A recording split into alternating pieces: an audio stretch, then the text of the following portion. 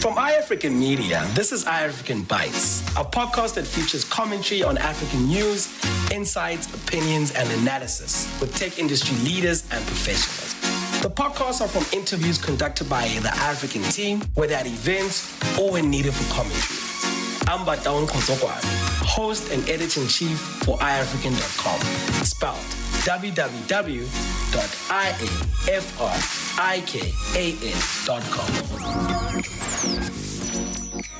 Pelonomi, we're at the Indaba X on a chilly morning. The buzz is starting to pop up now. Participants and delegates are arriving, and you'll be giving a keynote actually shortly. So on the backdrop of that, I just want to know, how does Lelapa AI, how has it grown from this community of AI enthusiasts and developers and researchers, in specifically the Indaba X? So the Indaba as a whole is a really core component of why Lelapa exists, both in terms of the company and the co-founders, but also just in my own personal experience and involvement in the community and what I'm now contributing. I'm pretty sure it's actually this room that I did lots of tutorial sessions around signals and systems in my undergraduate years. And it was in those years that in 2017, the first Indaba was held in this very same building. One of my co-founders, George Kondaris, actually judged a poster that I had submitted to that Indaba. He doesn't remember it. But what was the poster about?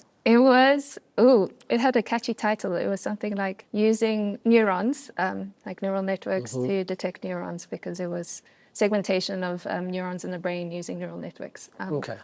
That's what the poster was. But yeah, that was the first time many of us met at the big Indaba. And actually my relationship further solidified with both Benji and Jade, my other co-founders, at the first Indaba X held in KZN in 2019. So I think the African continent is at an advantage when it comes to turning research into usable things that can make a difference. Firstly, because there's so much space to make a difference, but secondly, because we have an automatic mindset of applying our research to solve everyday challenges. And that was one of the things that really stuck out for me at the first Deep Learning Indaba, was that all of the posters were applications-based for research. It was neural networks for detecting brain cancer, or for detecting malaria, or protein structures for things like HIV, you know.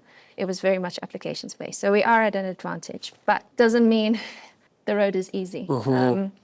One of the major things is around finding a market product fit.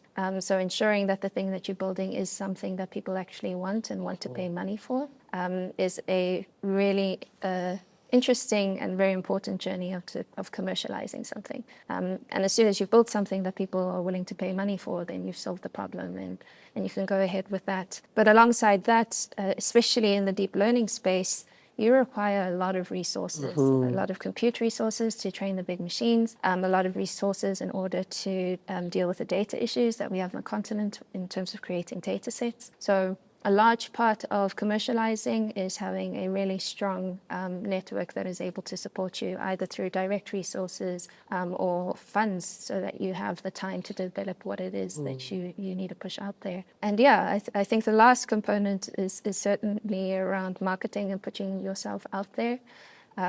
It's done an incredible job for Lelapa being where it is now.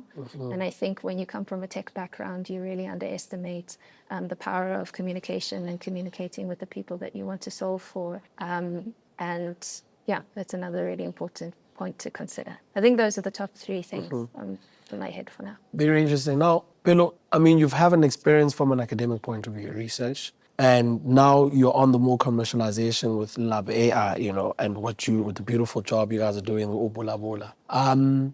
In terms of critical skills, I mean, there seems to be the buzzword. I mean, just when you're speaking with people in the space, the buzzword seems to be, you know, NLPs and large language models, you know, those are the buzzwords. But now, from a critical skills point of view, I mean, we're in an environment where, you know, we have a lot of graduates and we can influence them into particular skills and areas that are sort of needed but are not focused on. What would you say those are the critical skills currently outside of the, you know, LLMs and, you know, NLPs? What sort of critical skills are needed in the space? I think the most important thing, just education-wise, and even moving forward as we have more of these AI tools that become extensions of our capability, is being able to adapt really quickly to things that you need to learn to solve new situations, and learning really quickly and continuously.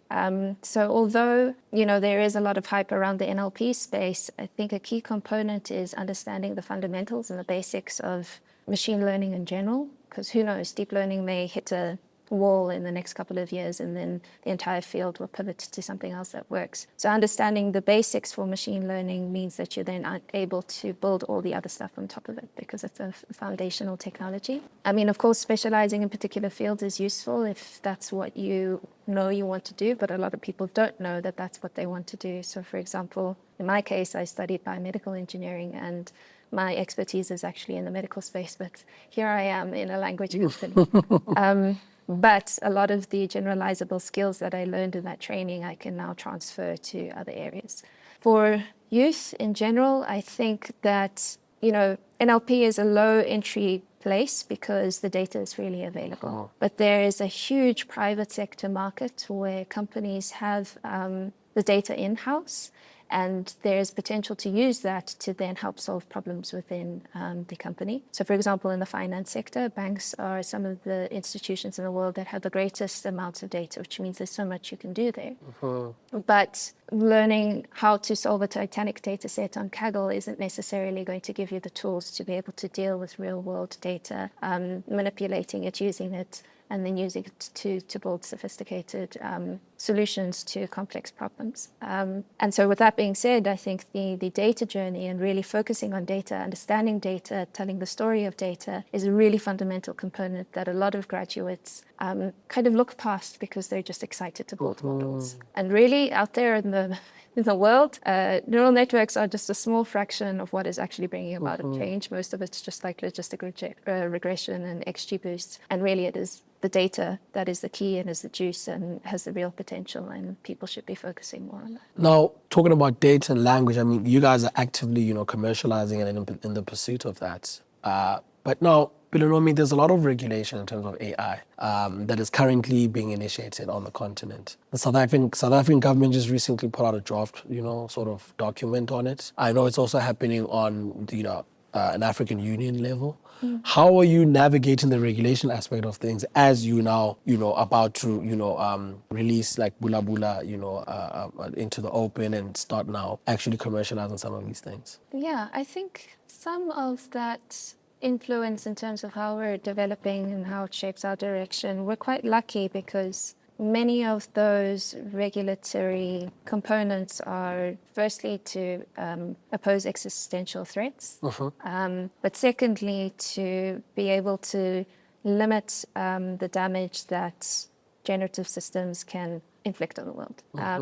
And because of Lelapa's ethos around building smaller models with a pipeline, there's an opportunity there for us to exercise a lot more control over the system, a lot more transparency, interpretability in terms of what the system is actually doing, and then making sure it's not doing things like hallucinating. So just in the nature of who we are and the principles that we believe in from a development perspective, making sure that we're generating impact on the African continent, we already fall into place and fall in line with a lot of the regulations come through because we're just trying to do the right thing. Can you maybe just expand on when you talk about hallucinating and making sure it's not hallucinating, what do you mean? Yeah. And I think tie that in with, ethics around that. If you could just sort of give us an example of that, just so the viewers, we can visualize and practically see what you're talking about. Right. So hallucination is one of the things of the GPT models that has caused quite a stir. The way that the GPT models work is that they predict the probability of the next word. So the next most probable word is the word that then comes out, and those probabilities they learn from observing multiple examples of sentences and the way that people speak. So what it is doing isn't necessarily the truth. It's not able to observe the physical world and determine information from that and package it in a way to consume. It's just predicting the next probable word, which means if it doesn't know something, it's not going to stop it from predicting the next most probable word. That word will just have a lower certainty, but it's not going to tell you about that. Yes. It's not going to tell you that it's unsure. And a lot of the time, Determining that is unsure is actually a really complicated process. They do it with confidence. So that means that you have these systems that basically make stuff up as they go, if they are of a generative nature. And I mean, in the general sense, that is quite dangerous, because if you're looking for research on the internet and you ask ChatGPT, it can just come up with a situation. And if you don't know better, you may not go and validate that information to ensure it's correct.